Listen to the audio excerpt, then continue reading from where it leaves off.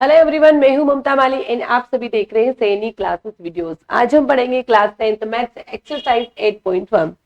Question number 6 से आपका if angle A and angle B are acute angle such that cos A is equal to cos B then show that angle A equal है angle B के। देखो आपको question में दिया क्या है कि angle A and angle B are acute angle. सबसे पहले एक्यूट एंगल होता है क्या? ऐसे एंगल जो 90 डिग्री से कम होते हैं वो आपके एक्यूट एंगल। मतलब कि आपको अगर मैं इसका डायग्राम क्रिएट करूं तो डायग्राम कैसे बनेगा?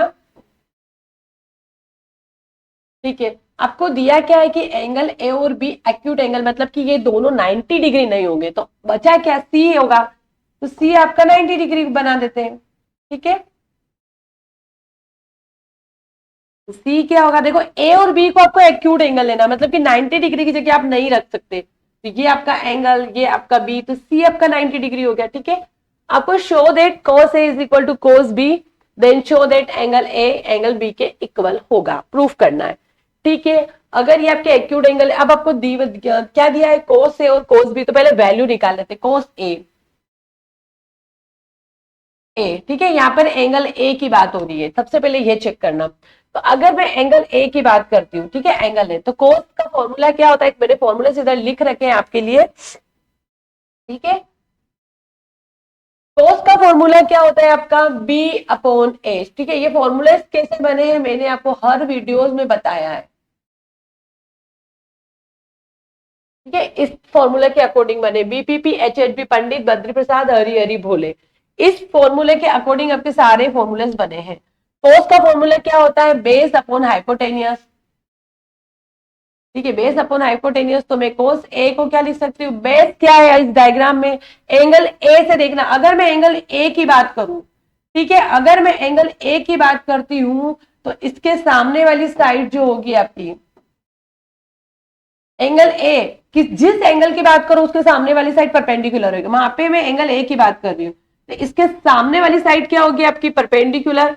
ये आपका बेस और हाइपोटेनस हमेशा फिक्स होगा। तो कोस ए, जब मैं एंगल ए की बात करती हूँ तो बेस क्या है मेरे पास? ए सी। हाइपोटेनियस क्या है मेरे पास? A B. ठीक है, ये तो हो गई आपकी कोस ए की बात। अगर मैं बात करती हूँ कोस बी की, अब ध्यान रखना कि एंगल बी की बात हो रही है, तो अब मैं कोस का फॉर्मूला क्या होता है? बेस अपॉन हाइपोटेनियस, याद रखना। अब यहाँ पे एंगल बी की बात हो रही है। ठीक है, एंगल बी की बात हो रही होती है तो क्या होता है? देखो एंगल बी की जब बात होगी तो मैं आपको रफली डायग्राम बना के बताती हूँ। अगर जिस एंगल की बात करते हैं, ठीक है, ये एंगल बी है आपका, ये एंगल क्या है आपका? सी, ये एंगल ए, दोनों एक्यूट है। अगर एंगल ए की बी की बात हो रही है तो एंगल बी में क्या होगा? इसके सामने वाली साइड क्या होगी? ये आपकी परपेंडिकुलर का काम करेगी, ये आपके बेस का काम करेगी और ये आपके हाइपोटेनस का काम करेगी। तो इस वाले के लिए ये डायग्राम होगा। ठीक है, तो मैंने एंगल बी, देखो एंगल बी के सामने वाली साइड क्या होगी? चेंज हो गई, ये आपके परपेंडिकुलर का काम कर रही है। और इस वाले डायग्राम में क्या था? एंगल ए था, तो एंगल ए के सामने वाली साइड परपेंडिकुलर ये थी। इस वाले के लिए एंगल ए बी है आपका, तो बी के सामने वाली साइड जो होगी परपेंडिकुलर होगी। अब आपको चाहिए क्या? बेस चाहिए। तो इस डायग्राम के हिसाब से कोस बी, मतलब कि बेस क्या होगा? बेस आपका बीसी, हाइपोटेनस फिक्स होगा आपका ए बी। ठीक है, कंप्लीट बेस डायग्राम को ये आपको सिर्फ समझाने के लिए बताया था। कोस बी की वैल्यू भी निकल गई। अब आपको गिवन दिया क्या था? गिवन है आपका,